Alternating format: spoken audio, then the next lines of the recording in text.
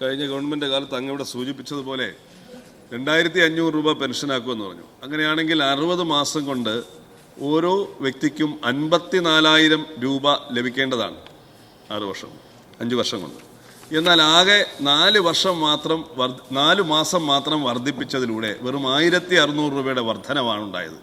വാഗ്ദാനം ചെയ്തത് തന്നെ ഏകദേശം 51,400 രൂപയുടെ കുറവ് ഈ പാവപ്പെട്ട പെൻഷൻകാർക്ക് വരുത്തിയിരിക്കുകയാണ്, ഒരു വാഗ്ദാന ലംഘനത്തിലൂടെ വരുത്തിയിരിക്കുകയാണ്.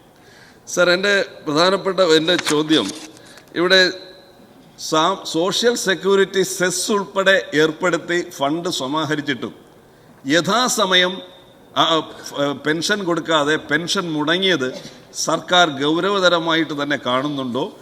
മറ്റൊരു കാര്യം, കഴിഞ്ഞ ഗവൺമെൻറ് സാമൂഹ്യക്ഷേമ പെൻഷൻ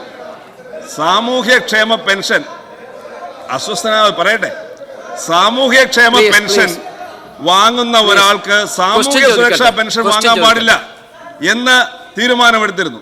അപ്പൊ ക്ഷേമനിധി പെൻഷൻ എന്ന് പറയുന്നത് അവരുടെ അംശാദായം അടച്ചിട്ട് കിട്ടുന്നതാണ്. അത് നിഷേധിച്ചവരാണ് കഴിഞ്ഞ സർക്കാർ. ഈ സർക്കാർ അതുൾപ്പെടെ കൊടുക്കാൻ തയ്യാറാകുമോ എന്നുള്ളതാണ് എൻ്റെ ചോദ്യം.